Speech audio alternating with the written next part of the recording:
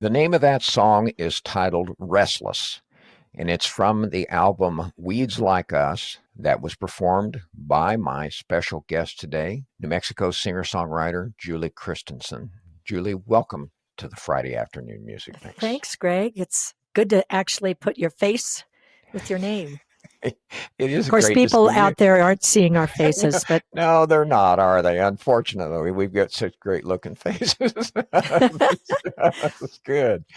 I've been anxious ever since you and I met through a DJ forum earlier in the spring or last winter. I can't remember which, but I was really taken by your music and got to listen to you for all of about a minute, I think. Kind enough to send me some of your music, which I just dearly loved and have been playing songs from not only this album, but an album that came out in 2022 that you did covers of someone you admire very greatly, singer-songwriter Kevin Gordon. And the name of that album is 11 from Kevin. Love them both, have played songs from both of those albums. And you've got another one you're going to be sending to me here very shortly. Give me a little idea. You have just a varied background, Julie, that I was stunned by. I mean, you've done country, you've done punk, you've done just a little bit of everything. You've been to LA, you've been in Nashville. Give me a little idea. I know you've worked with some tremendous artists over the years. Give me a little idea of your background. like you say, I've done country, and my first gigs were country rock and Western swing in Iowa City with a band called Long Shot. And a lot of those fellas are gone. I just ran into Ray Benson from Asleep at the Wheel Oh yeah. at the Americana conference. I asked him after their panel. I said, well, you mean that your favorite gig wasn't 1975 in Iowa City with he goes, oh, Long Shot. I remember Long Shot. And I did this Leonard Cohen thing. I got to get in touch with that girl, Julie. And I said, I'm That's Julie. great. Radislav Lorkovic, who's a wonderful keyboard player and accordionist, had played with Ray for a little while.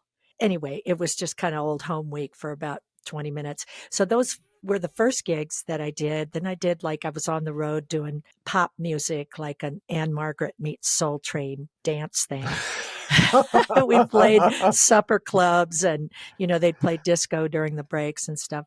But I landed in Austin. One of the guys from Asleep at the Wheel was my roommate and taught me how to make jazz charts, how to do the math and transpose, standards into my key. I got proficient at being able to work with musicians who read music, i.e., jazz musicians. Some of the people I played with eventually in 1979 went on the road with Leonard Cohen. So I was referred to an audition for Leonard. Roscoe Beck, who played with him on his final tours, he really wanted me to be one of the background singers, but Leonard had to okay it and was out of town.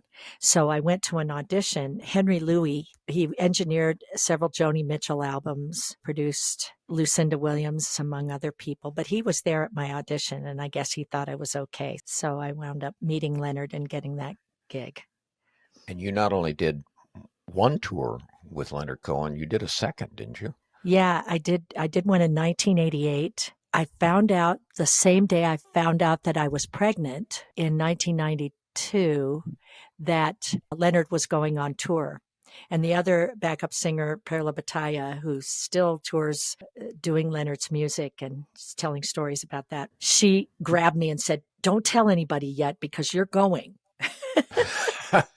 and and my husband said, yeah, you're going. We'll figure it out. So I did. Our son is just fine. He's 29, lives in Burbank. He's a filmmaker. So we all survived that. It was just a 3-month tour in 1993 on the strength of The Future, the album that has Anthem on it, which I prefer to Hallelujah, by the way. I read that. Anyway, so Leonard provided a stipend. My husband had come out and visit several times during that tour. So it was, it turned out okay. What a memory. Incredible. How many people can say they've toured with Leonard Cohen? That's great. Well, the bands were big. So, yeah. Yeah, nonetheless. I want to talk a little bit about your new album that came out in January, 11 from Kevin.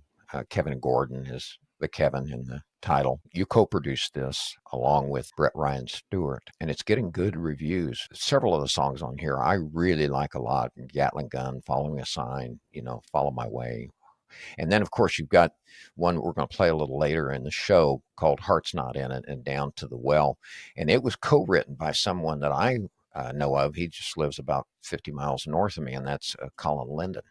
Yes, And he wrote Down to the Well with Kevin, but a man named Gwyl Owen wrote Heart's Not In It. Here's the thing.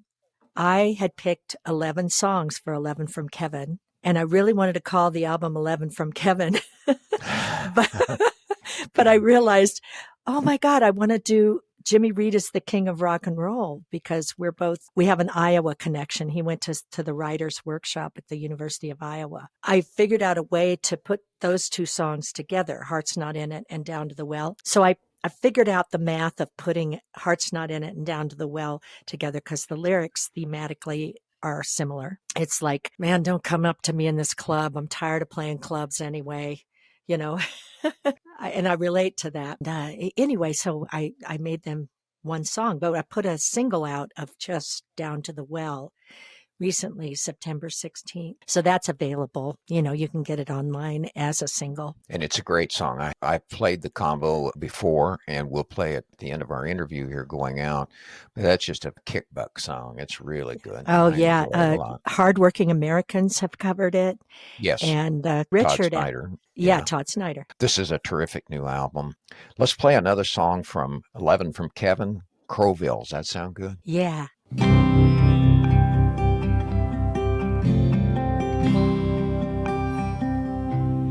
Red-winged bird splits the sky. Green grows wild on the highway side. Just like they know you folks way from the wheel. Cars passing Crowville.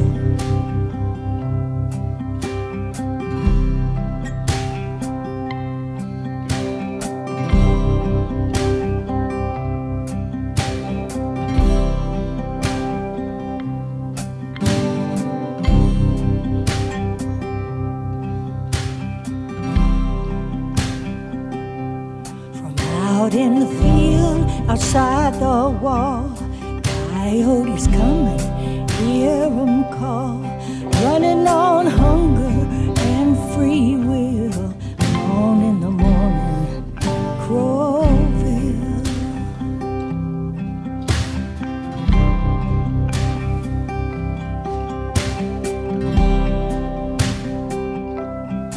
Little jam box blares from the ground, preacher's voice like a tearing sound. The Lord's at hand and the devil's on the kill, way down there in Crowville.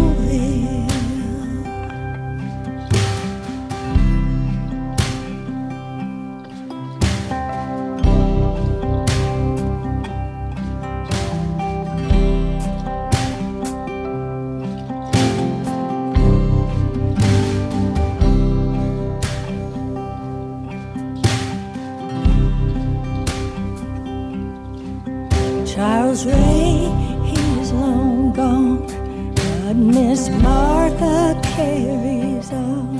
Hear us laughing with him still, and slap the table, Crowville.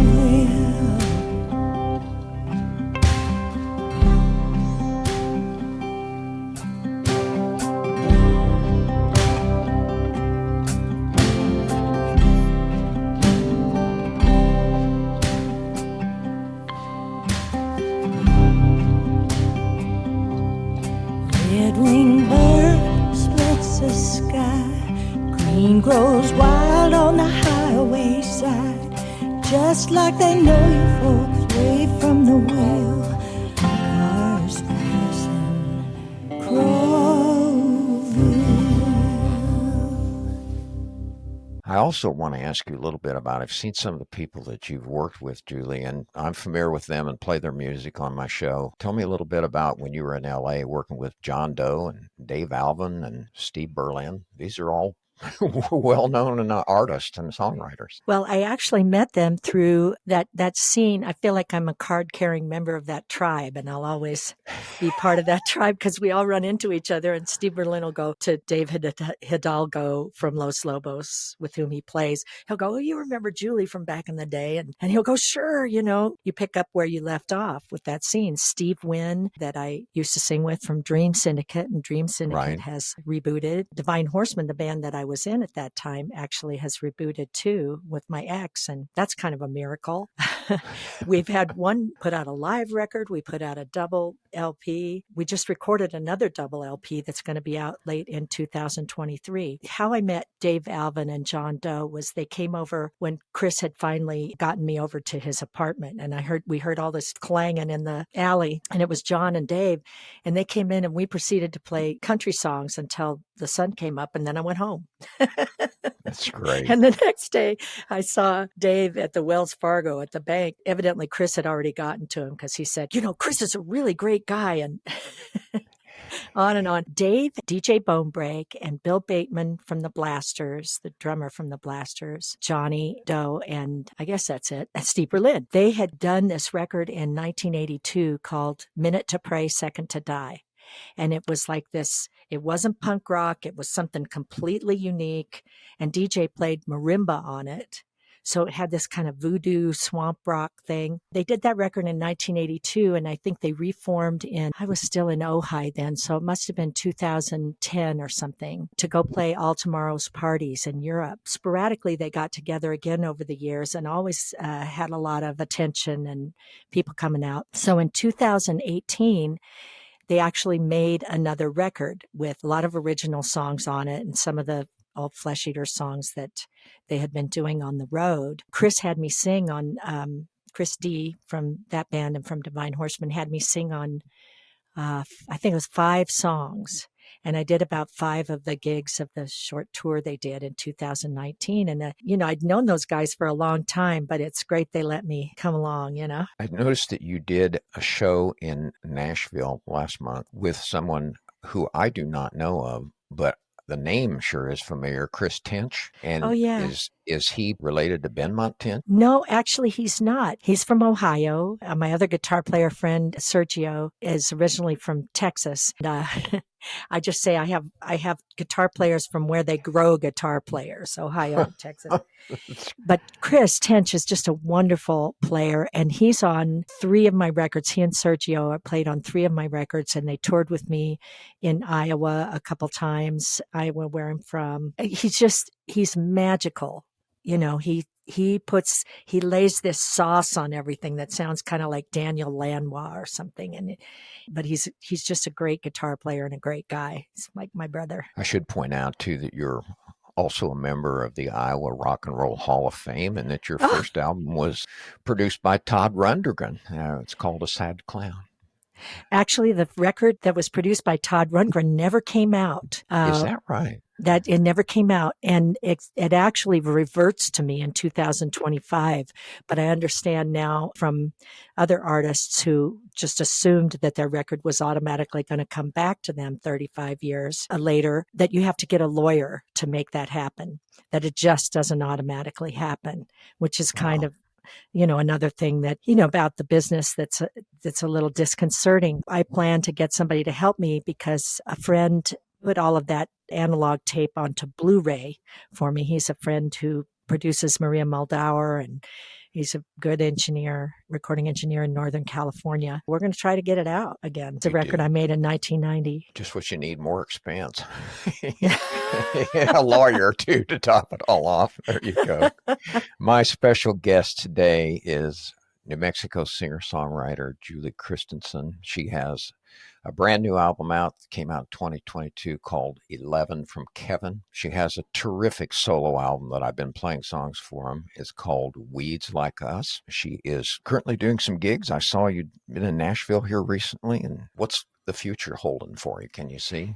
Well, I'm making a record with another New Mexico friend who we actually knew each other in LA and played together a lot doing jazz and swing gigs. His name is Terry Lee Burns, and we're making a Julie with Strings record, and we're nearly mixed with all of it. We're going to try to put it out in of next year or so.